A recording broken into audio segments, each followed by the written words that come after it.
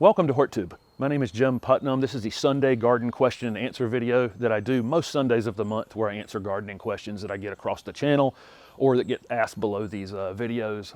Like I say, I do these most Sundays of the month.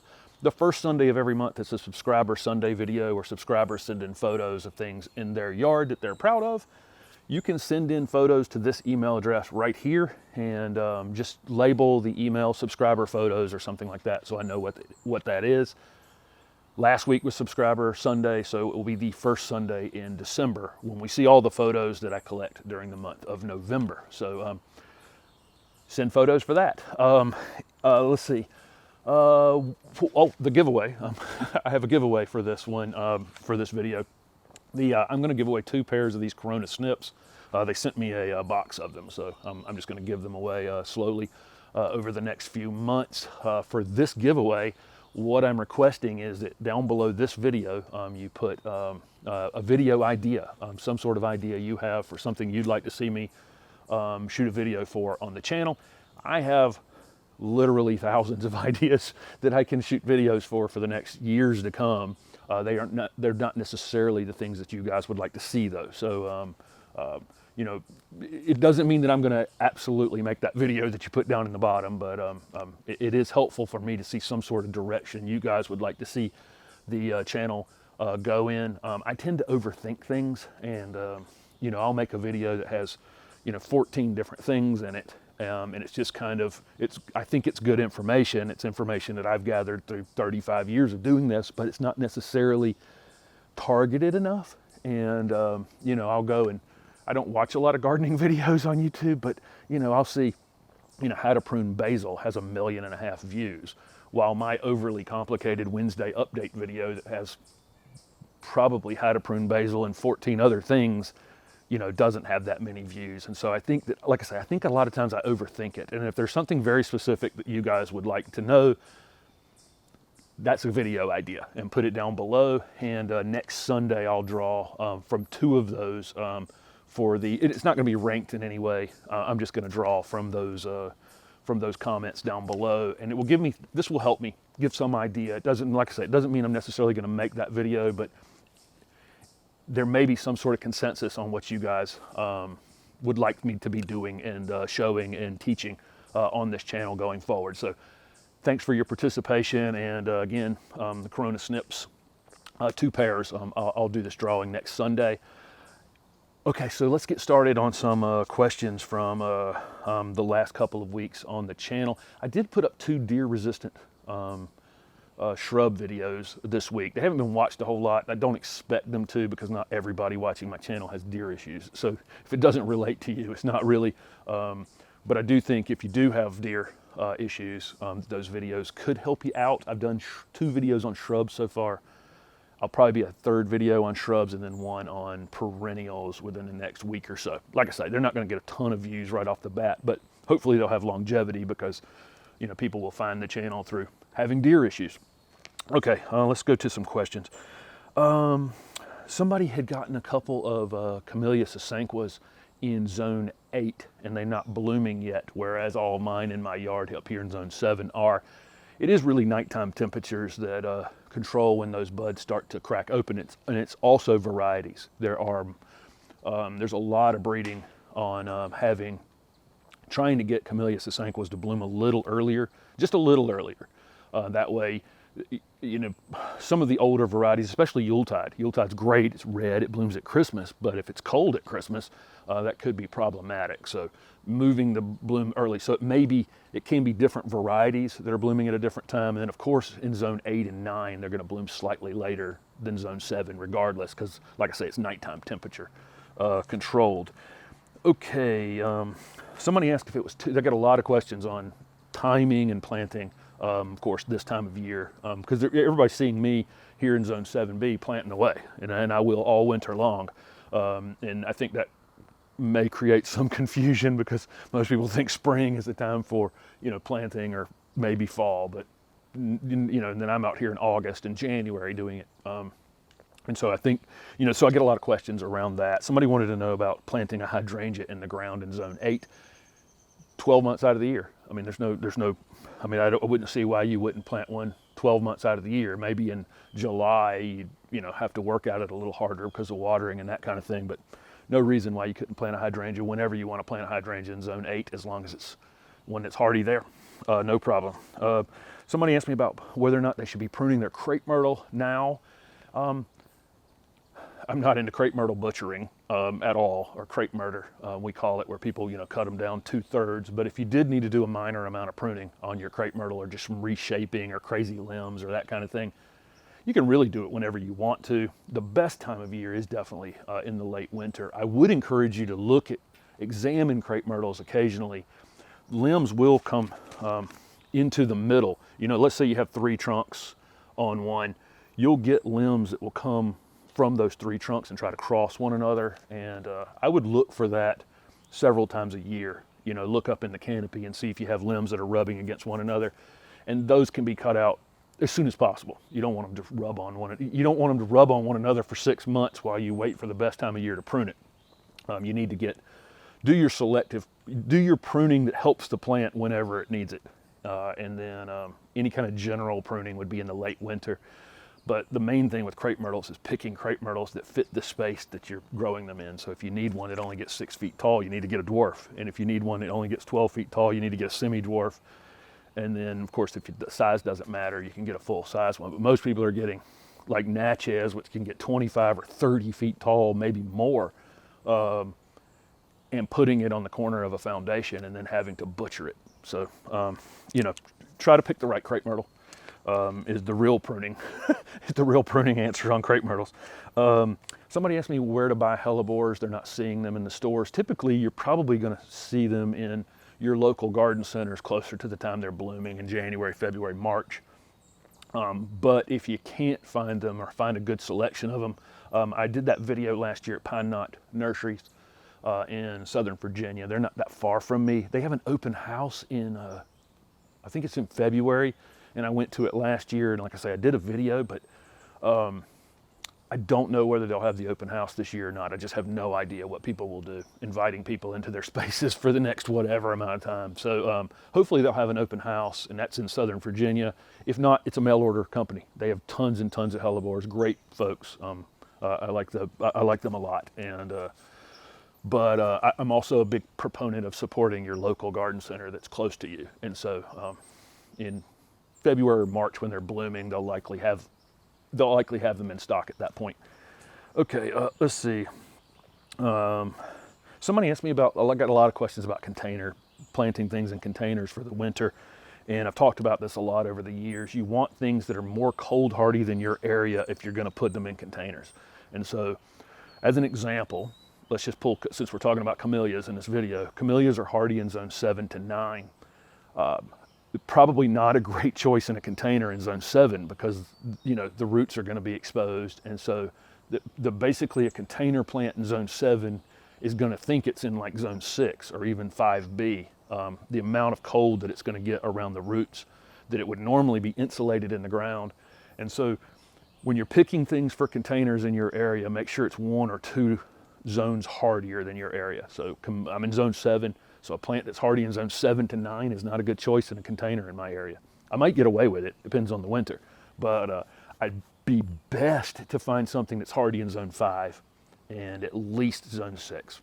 And so they had asked me about putting a densiformis U in a container. Great container plant. Just make sure it's more cold hardy than the area that you live in. I don't know what zone they were in. And then asked me about having hollies in containers. Hollies make great container plants temporarily. They do get seriously root bound in time, and they'll have to be continually potted up. But for some period of time, hollies make great container plants. But again, make sure it's a holly that's a zone or 2 hardier than your area. Otherwise, if the roots stay frozen for a long period of time, they're going to be damaged. The root hardiness on plants is far lower, or the roots are definitely not as cold hardy as the top of any plant. Because they anticipate being in the ground insulated. Okay, somebody asked me about winter planting boxwoods. Boxwoods are definitely, as long as you can dig a hole. I mean, boxwoods are so cold hardy that I don't think you'd have a problem. If you can dig And again, this is my planting rules for this time of year. The only planting rule I have is this is the best time of year to plant, except for things that are vulnerable to cold. And so, if you're, I'm not, if, windmill palms will grow in zone 7 where I'm at. I'm not going to plant a windmill palm in November, right before it gets super, super cold. I'm going to plant it in March or April and let it get an entire season established before it has its first winter. So that's what I mean by don't plant cold sensitive things this time of year. But if it's hardier than your area, dig a hole, and you can dig a hole, put it in the ground. This is the best time to do it. Okay. Somebody asked me about having ligustrum in zone 6, and most of ligustrum are hardy in zone 6. The Chinese ligustrum, like this sunshine ligustrum here, they'll defoliate a little bit in the wintertime in zone 6. They can get quite thin, but it doesn't matter. They come right back out of it very quickly in the spring. The Japanese ligustrum or the broadleaf ligustrum, definitely hardy. But the thing is, a lot of times we use those ligustrum as screening plants, and screening plants are definitely more vulnerable to cold than plants that you tuck up against your foundation. And I say this a lot to folks. When you were talking about, if I tell you the plant is hardy barely in zone 6, and you put it out on the edge of your property and the wind blows on it all winter long, that could be problematic. And so judge the space. Judge the space. If something's barely hardy in your area, it needs to probably be out of the wind, be tucked up in an area where the winter's not going to beat on it. Otherwise, it is going to struggle. So, if you're dealing with screening plants in a big open field, get something that's hardier than your area. Same as we were talking about with containers. Okay. Let's see. I get a lot of questions about planting rooted cuttings. I've got stuff rooted back here in the, you can't see it back there, the greenhouse back there, what will be a greenhouse back there. And they want to know about potting them or planting them now. I would wait until spring at this point on those little rooted cuttings. I think they're going to be extremely vulnerable. I also talked about in my propagation videos, you're expanding the space you have to protect too. Like the flats I use have 50 cells. So I've got 50 rooted cuttings in one of those trays. If I pot them into 1 gallon pots, which I probably could get away with, and I'm now kind of protect a big giant space as opposed to that one tray. With that one tray, I can just take in the house. If it's gonna get really cold, I can just take it right in the house. I can't take 50 1-gallon plants in the house though. So that's kind of the way I think through that, is I don't want to create, in November, December, January, I don't want to create additional space that I have to defend. And so I'll just keep them as trays, winter protect them by bringing them in, by covering them. And if it gets extreme cold, I'll just bring them in and put them on a towel in the kitchen, on the floor, and then put them back out afterwards. But that's the way I think through that. I always rooted all my cuttings in June, July, August, September. At the nursery, and then we overwintered them in the house, and April 10th or so we just started planting like mad, and I found that was the best. Any advantage that I would gain by having planted them back in September or October, I would lose that money in losses from the winter by having not been able to defend them as easily, if that makes sense. Okay, let's see. And then I got a lot of questions about, is it too late for propagation? There's certain things that aren't. I mean, I was down on the Gulf Coast a week ago. I was down in Alabama for 2 weeks, and they're rooting things like crazy down there. I mean, they can root azaleas, 12 months out of the year. So part of it depends on where you are. Part of it depends on, you probably need bottom heat in a greenhouse at some point if you want to root things. If the air temperature is extremely cold. So there are ways to winter root. You probably have to invest in a little more infrastructure to do it in colder areas. They're lucky down on the Gulf Coast where they can just root things, year round in a house, and they just, it kind of amazes me to look at it, because I had to do so much, even here in Zone 7B, I had to do so much to defend my stuff through the winter time. But down there, they're rooting things, like I say, year round. And those of you in like Zone 5, you would have to have heated spaces for sure if you wanted to continue to try to propagate in the wintertime. Okay, last question on this week. and it's not really a question, it was a comment. I had done one of my little tour videos that I had done here in this yard before I left for Alabama. I talked about the difference in the way I landscaped this yard versus the way I would have landscaped for a customer yard. And they thought I meant, would I use different plants? Like there were plants for customers or plants for my special garden or whatever. What I was actually referring to in this yard is I want as many varieties as I can possibly get because I want something happening all the time. It's extremely hard to design and landscape with 250 different varieties in 2/10 of an acre. I don't know how many varieties I'm up to at this point, but it's a lot, and it'll continue to grow. I have lots and lots of things, even right now, to go in the ground. I would not do this to a customer.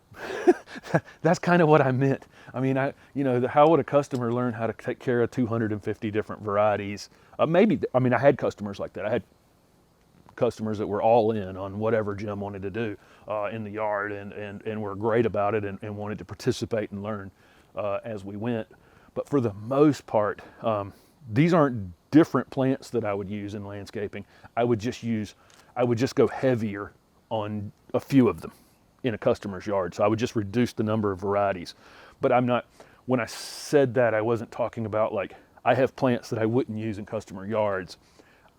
I just, in my customer yards, would reduce the number of varieties and just go heavier on the ones that I was using, using 5 or 7 of this, or even 9 or 11 of something, rather than one of everything, which is, I'm telling you, extremely difficult because you have to deal with color and texture and size with 10 or 12 different things in a very small space. It's very difficult. I can tote something around this yard for 45 minutes looking for the spot for it, and then I finally find a spot for it and go, that's probably not going to be enough sun.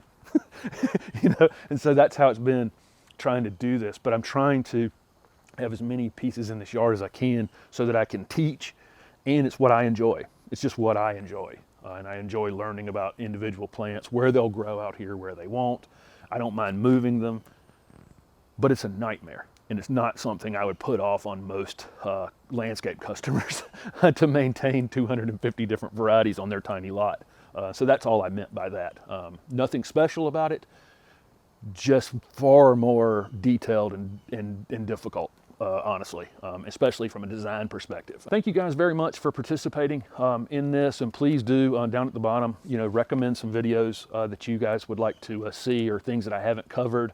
But it's within the realm of possibility I have covered some things, and I may answer some of you with, direct YouTube videos that I have on the channel. There's actually 850 videos on this channel, so I may have covered some of the things that you're looking for.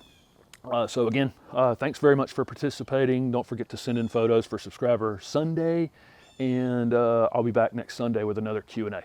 Thanks for watching.